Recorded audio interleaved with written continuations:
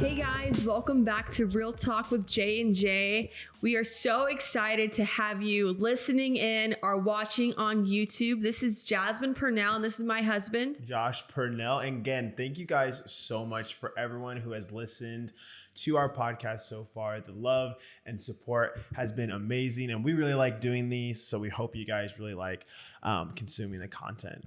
Yes. So today we're doing something a little bit different.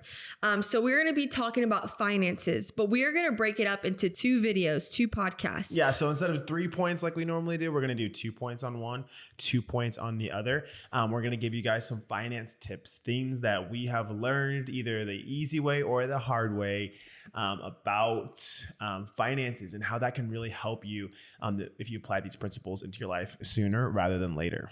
So today is finances part 1. We're going to have 2 points like Joshua said. And the first point is going to be on background on credit. What is a credit score? Why should you care what your credit score is? How does this impact your life?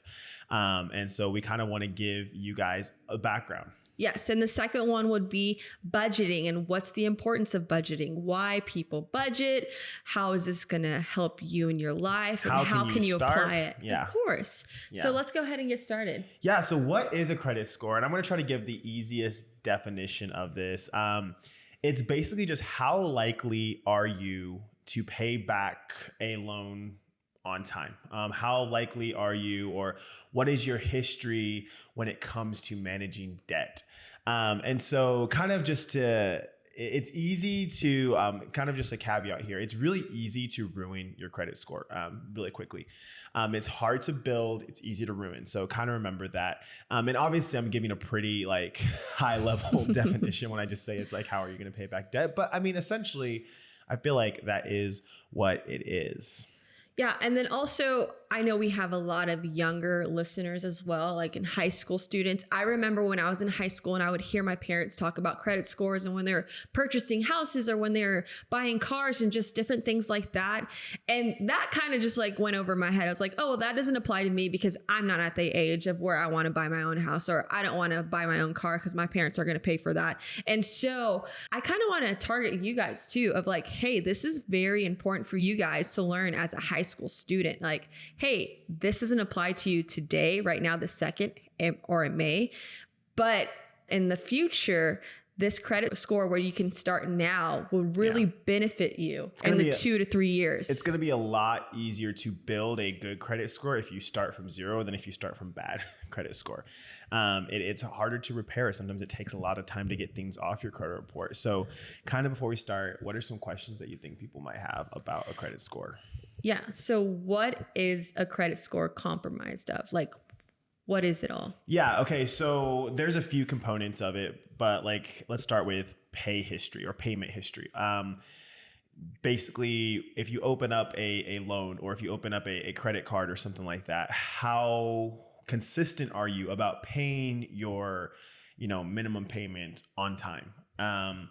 Do you pay late? Do you pay less than the minimum payment? Do you sometimes not pay it at all, or have you let it go into default? Like, how good have you been about paying back the debt that you currently have out there? Can I say something? Like, I will say what my parents did for me, that when I was in high school, a freshman, they opened up I opened up a line to get a credit card, and credit card like only can get like 250. That was like the max that I can get. But what I used it for is gas and like food. So I had the money in my bank, but I would always use my credit card to purchase gas and then later pay it really quick.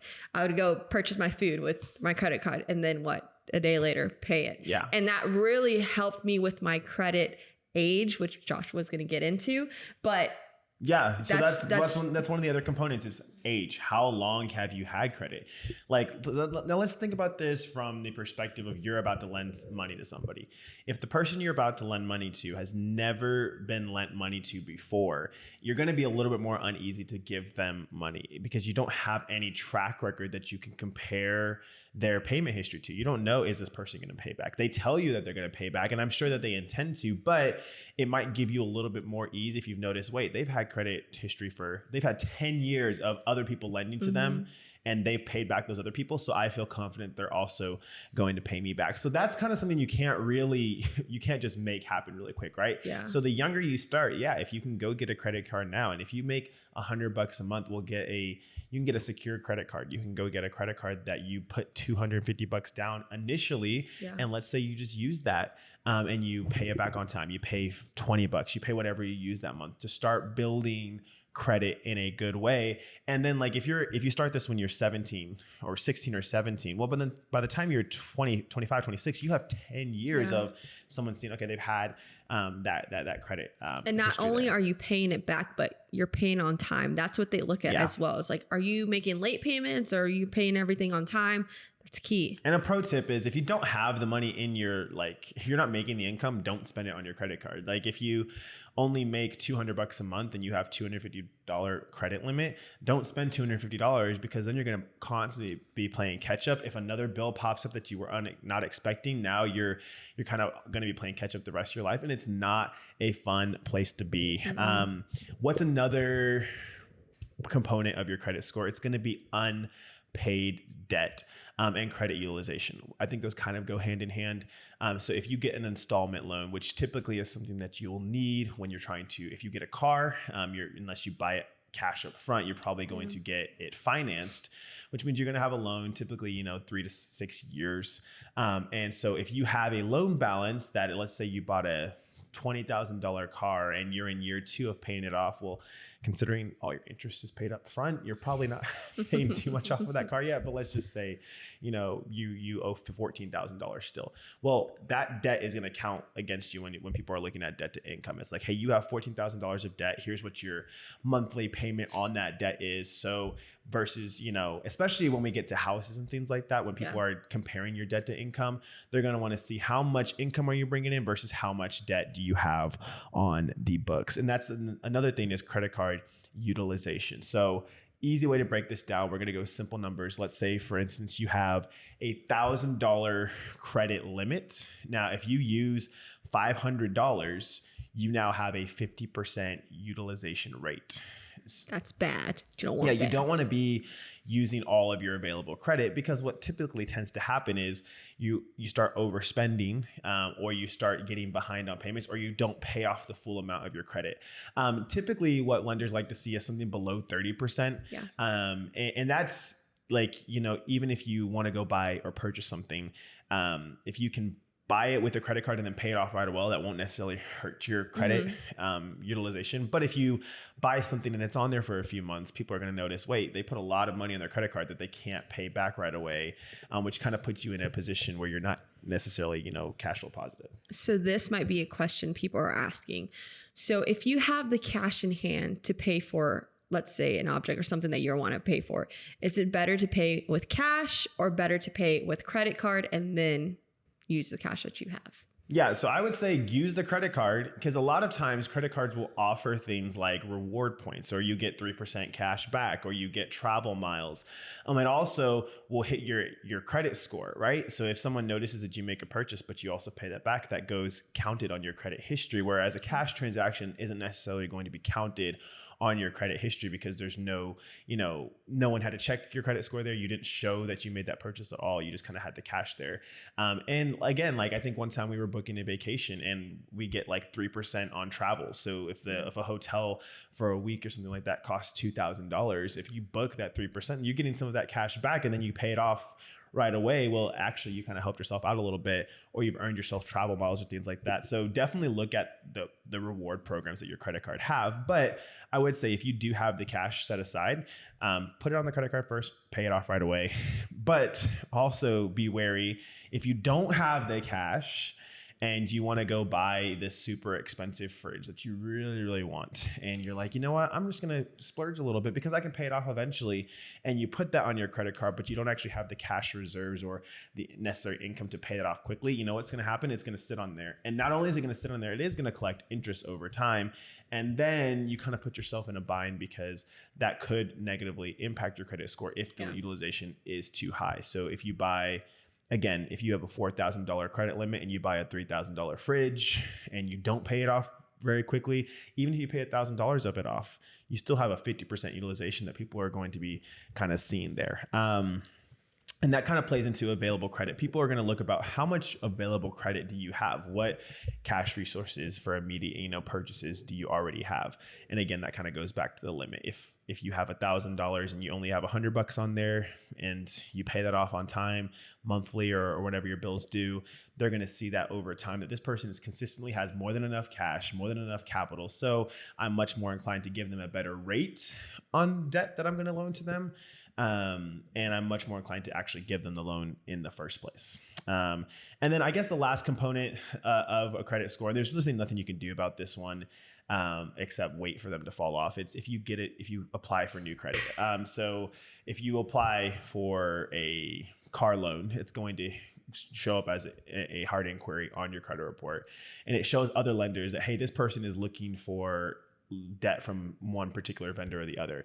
And if you do that 10 times and get denied all 10 times, it's going to like, maybe you should stop applying for things. Yeah. But it's going to impact your score negatively because people are going to notice that, hey, this person applies for a lot of credit, but a lot of people are denying them. That kind of makes me be wary of red flag of lending to them. So that's kind of just a brief synopsis of what factors are kind of going into a credit score. Yeah, and we want to give quick tips of like, we keep on talking about credit score and what is, but there is a range that there's numbers that are going to be excellent, good, and bad and poor. Yeah. So we're going to go ahead and start with excellent. What is excellent credit score? So that's going to be in the range of 800 to 850. Very hard to get to an 800. I think I've met one person that has an 800 credit score. Maybe there's more. Maybe I just haven't met the right people, but I will be there one day. Yeah. It is very hard to get to that. That takes a consistent payment history over a long period of time, making sure that you're, to our next point, budgeting well so that you don't get into situations where you kind of fall into the pitfalls that we mentioned earlier. Yeah. And then there's very good, which is the range from 740 to 799 to 740. And then there's good, which is 739 to 640. And then 670. 670. And then we're going down to fair. This is not bad. This is fair, which is 669 to 580. And then poor, which is 578 to 300. Yeah. And when you're in the poor range, that's when the credit lenders and the people who are loan lenders, they are not going to lend you anything if you are in that range. It's really hard to get a credit card. It's really hard to get any type of loan. And if you do somehow secure it, it's going to be at a very high interest rate, which means you're going to be paying quite a bit of money. So like, just for context, you could get a $5,000 loan and you're going to end up paying, $11 to $12K for that. So you pay almost $6,000 to $7,000 in interest on only $5,000. So it's crazy how high interest rates can go, especially if you don't pay those things off quickly. So here, this is a question. What can you do to make your credit score higher? What are some quick tips that we can do?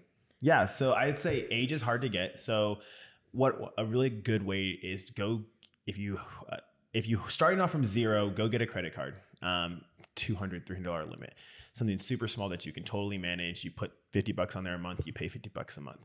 If you are in a situation where you have bad credit right now, you can get what is called a secured credit card. So essentially you put down the money for the credit limit initially. So let's say, for instance, you have $500. Even I think they do it for like $250. You can take $250, open a secure credit line, and then you could probably use that, again, $50 a month, pay it off $50. It helps you secure the credit card without such high interest rates because you've already paid for the entire, limit up front.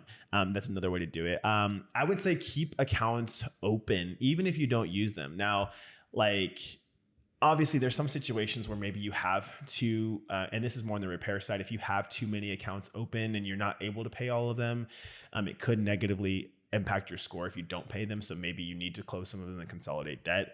But if you are in a position where you can still make the payments and slowly work your way off, what I would recommend is debt stacking. So find what is your lowest credit card balance or what is your lowest loan balance, and pay the minimums and everything else, and then pay that one off first.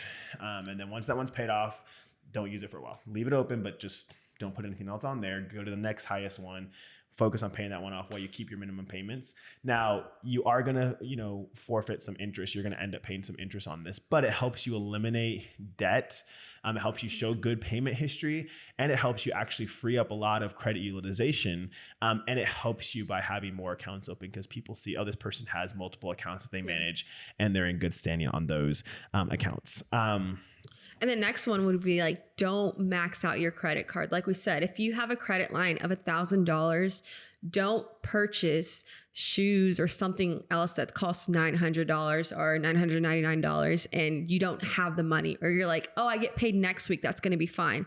But what happens next week? You get a flat tire, and you don't have the money to pay for those shoes or whatever you bought.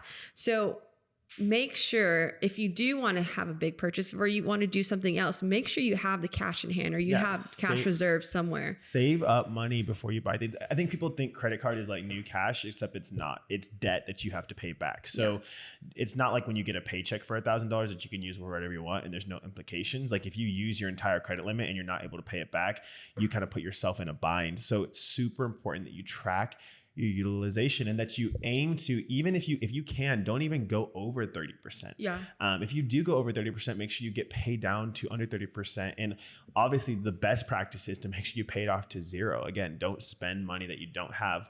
And there's some people that will be like, hey, always paid off to zero. And sometimes that's not always the most practical thing. And I understand. So if you can't get it to zero, 20 to 30% is not going to be terrible. But make sure that you don't just keep it at 20 and 30%, you pay it down eventually. Sometimes it might take a paycheck or two more to get that paid down. But just kind of remember, any utilization is going to impact your credit score negatively. So 20 to 30% is good, but it's not great. So you really want to be at zero. And that's why a lot of people will only spend money that they can pay back and always keep it at zero. And the last thing I just want to say here is live within your means. Don't buy things to impress other people because they're not paying your bills. That's one of the best pieces of advice I've ever heard. Don't buy things that you don't need just because you may want them. And that kind of brings us to our next point. It's super, super important that you learn how to budget. Yeah, of course. I would like to say something with this. It's when I was in high school or when I was in college, I really didn't have that mindset of oh, I need a budget. I need to do these things. I need to think about my 3 to 5 year plan of what I'm going to look like financially on my own. It was more of oh, I don't have any bills. My parents are paying this stuff. So all the money that I'm making, with my jobs and different things, that can go to, it was all fun money. And meeting Joshua, it was so different because his perspective of money and budgeting and doing all these different things, it shook me. And I'm what are you talking about? I don't know. I don't budget. No, I don't do these things. And it was really eye opener for me, but I loved it because it took me to the point where I realized of oh man, if I would have known this or learned this before in high school or whatever, I could have had all this money saved up. I could have had this money in an index fund, accumulating money on its own, rather than me spending on a whole bunch of food or shoes that I can't even wear anymore because they're just not out of style and just all these different things that don't matter. And full disclosure here, by the time I had met Jazz, I had already made a lot of these credit mistakes that I'm kind of warning you about. I wasn't great with money coming out of high school, and I wasn't always great with money through college. I learned, through college after I had made some mistakes. And then after I got out of college, I was on the journey of kind of repairing my credit. And so there's hope. I was in a bad spot. I was below the 580 mark. It was rough. But using wisdom and applying these principles helped me get out of that. But this is the key part of it, is budgeting. And that's why I really brought up that thing about living within your means. But in order to do that, you do need to learn how to budget. And what is a budget? The best way I would describe it is it's an estimate of your income and expenditures over a set period of time. And typically I budget in 10-year. I have a 10-year plan of where I think budget will be over time. I have a 5-year plan, and these are more goals that I set in my budget of hey, here's what I'd like in these 5 years, and here's what would need to happen. But then the more practical budget that I kind of live out every day is it's a yearly and monthly budget. So yearly, I work in a job and Jazz and I, we kind of know annually what we're going to bring in. We also then estimate annually what we're going to expect to spend money on, whether it's vacation, whether it's, just our everyday mortgage, utilities, food, gas, things like that we know are going to be in there.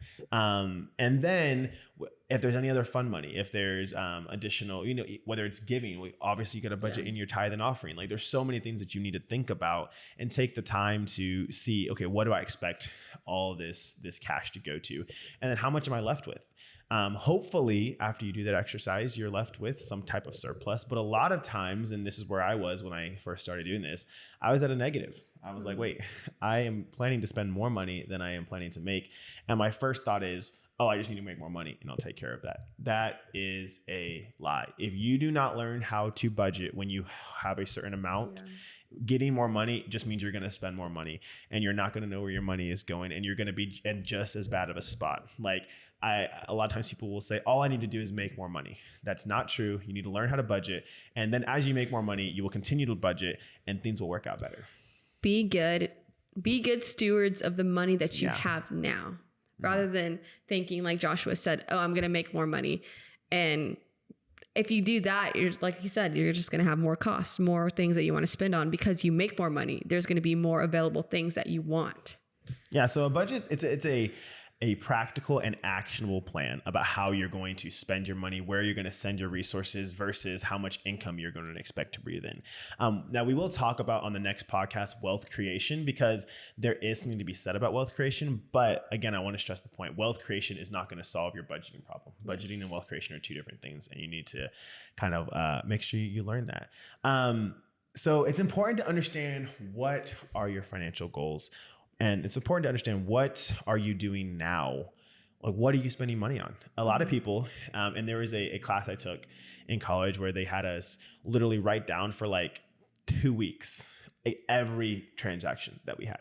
And a lot of times, especially in college, we found out most people spent a ton of money on food, just like so much excess money on food. Some people spend a lot of money on clothes. Some people spend a lot of money on shoes. All of us were spending money though, and we didn't realize how much we were spending until we took time to do this exercise. So right now, when you start a budget, figure out how much you're spending right now and figure out how much you're making right now. Go line by line, super detailed of like, okay, I have this credit card and I have this bill on it. I have this utility bill. I have this car payment. What are your monthly subscriptions? Yeah. All of these different things are like, what are your spending habits? Mm-hmm. How many times do you have to put gas in? What is your grocery for the month? Like, how many times do you get groceries? Fun money. You need a budget in fun money. How much money are you spending on going to the movies or going bowling or going out with friends? Like, how much are you spending now? And once you create this list, you can now add it up, just a quick sum formula. How much am I spending per month?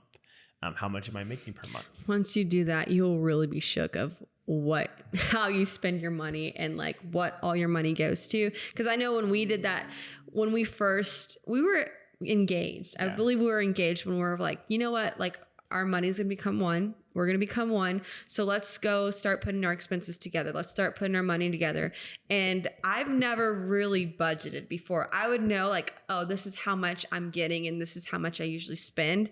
And I'm always in the positive. So I'm like, okay, but I never knew exactly the number or the amount. So when we did step by step, I'm in full disclosure, Joshua's Excel of a budget, like his budget is amazing. And I don't think anyone else is like this because it's wild.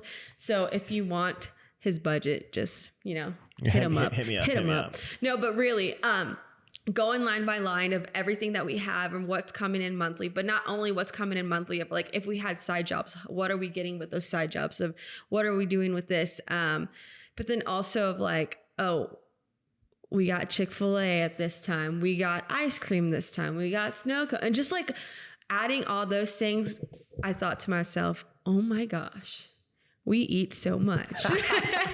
No, Yeah. and then also too, like shopping. I didn't realize how much I shopped until he pointed that out and said, girl, once we get married, we're going to have to chill a little bit on the shopping. But come to find out now, I think my shopping rubbed off on him, and now Because he we budgeted now well. he budgets for Yeah, us to do a little shopping, which I'm so grateful for. But So once you know what you're spending, once you know what you're making, you can kind of see what your surplus is, or if you're at a negative. If you are at a negative, what do you need to do? You need to start finding out where can you remove? What is a necessity? What can you cut out? Versus what is a want, you know? What do you actually need? And then... do you need Chick-fil-A every day? Yeah. Do you need your Starbucks every day? Like, Probably not. If you're getting Starbucks every day, let's just say for a month, you're getting Starbucks every day, and it's costing on average like $6. That's over $180 a month. Which, if you add it for the whole year, that's over like $1,200. It's some insane amount. Actually, I think it's higher than that even. Yeah, it's almost closer to 2,000.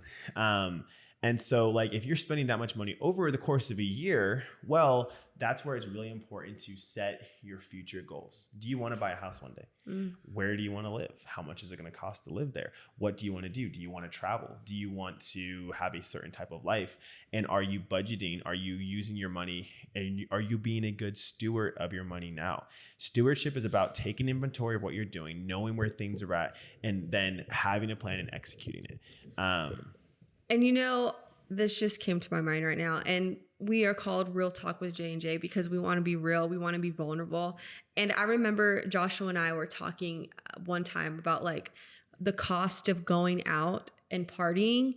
And we got a number of like, okay, for a guy, let's just say for a guy, like they're the ones supposed to be buying the drinks and doing all these things. And like we said, we were vulnerable. We're going to be vulnerable. We're going to be real. This is something that we've lived our life and this is what happened. But he counted how much he spent on a weekend, which was probably an average of what, 200 to 300 a weekend. Something ridiculous. And so for one weekend to spend $200 to $300 just to go out.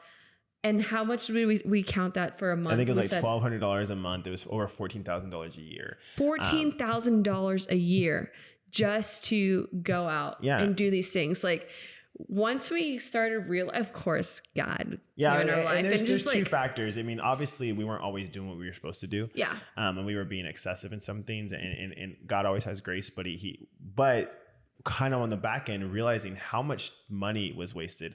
I wasn't being a good steward of my money then. Yeah. I wasn't spending my money on the right things. And then I was wondering back then, why was I always so tight? Why was I always barely making ends meet? Why was I living paycheck to paycheck? And, you know, a lot of times people live paycheck to paycheck all of their life. No matter how much money they make, they spend it on excesses. They put it in things they don't necessarily need. They buy all these fancy things that, you know, they could be buying assets, but they're buying liabilities. And good. It's so important that we are honest when we take inventory and that we're real about, okay, am I spending money on what I should be? And am I helping myself in the future? I think so often we live in a world where we want everything right now. And so we don't care how much it costs. Yeah. And then we wonder why we're living that way for the last 5 years. And wait, I always have just what I want right now, but I'm never getting to where I want to be. And I feel like I'm stuck in the same place. Well, if you keep doing the same thing over and over again, expecting different results, that's the definition of insanity. And if we want to see different results, we need to start doing different things. So write this down. Take time to do this exercise. I encourage you right now, if you're watching this podcast or if you're listening to this, go and make a expenditure list. Then also go and identify, what are your future goals? What do you need to be making? How much do you need to have in positive cash flow? And maybe don't even worry about how much you need to make. Just know how much cash you're going to need after expenses or how much that thing's going to cost. And then you can figure out career path. You can figure out what else should you be spending money on. But kind of take time to see, what are you spending now? What should you be spending to get to your goal? And do those two things align? If they don't, then you need to start correcting. You need to start cutting things out. You need to start being smarter. Yeah. Maybe you're working part-time. You need to start working full-time. Maybe you are spending and again, it's not about how much money you make. So if you're working part-time right now and you're spending too much money, maybe you need to cut some things out. Maybe you need to not eat out all the time. Go grocery shopping. And maybe you don't need to go to the fanciest grocery shop ever. Maybe you can just need to go get some of those, like frozen chicken breasts, and they're like $10 and then I'll feed you for a week. Chicken and rice, baby. Yeah, chicken and rice, you don't need to make it complicated, but sometimes you will make those sacrifices initially to help you get to where you want to be, but then over time, and I will say this too. When we were budgeting for our wedding and for the things for our house that we wanted to save up and all these things, from the beginning, we loved going out to eat. We loved going to movies. We loved going to putt-putt. We loved doing all the fun stuff. But we sat down and we did our budget and we're like, hey, if we want to have this wedding, we are going to have to cut down on these things. If we want this house, we're going to have to cut down on these things. And it was a season, like maybe our couple of months if we didn't do it, but we still made the best of it. Like, hey, we did more grocery shopping. We did more cooking at the apartment. We did watch movies on Netflix or whatever we buy, the stuff that we're using. Yeah, you want to budget for those fun times. Instead of going out like 3 nights on a weekend, you just go to the movies one night and once a month maybe. Or once a quarter. Like again, it's making those sacrifices and being consistent about your goals over time that has helped us to constantly be in pace with what we want to do. It's helped us be able to buy this beautiful home that we have. It's helped us to, advance in the places that we want to advance in. It's helped us to travel still. Like we're very intentional about where our money is going. We always, are able to do what we need to do. And that's an awesome thing. So yeah, kind of a recap for today. Credit score is, it's hard to build. It's easy to destroy. It really is about how are you stewarding your money over time from the lender's perspective. And I really think that this budgeting tip, the second point that we gave you today, is super helpful in helping you maintain your credit as well. I don't think that they're mutually exclusive. I think that you can kind of combine these two things and notice, wait a second, I'm going to spend less money so that I can pay off these credit cards. I'm going to spend less money so that I can get the car that I want. I'm going to spend less money. I'm going to be very intentional about where I allocate my money so that I am able to help improve my credit score over time and get to all my goals. And thank you so much for listening to the Finance Part 1. Be sure to be waiting for Part 2 that is coming out next week. We are excited for you to listen. Yeah, guys, like and subscribe, share this, send us questions. If you have questions about some of this stuff, we would love to talk with you guys about it. And again, like Jazz said, look out for Part 2 of this. These are going to be tied together. So we'll make a lot of references to this first part. Yes. Thank you guys so much for listening. We'll see you next time.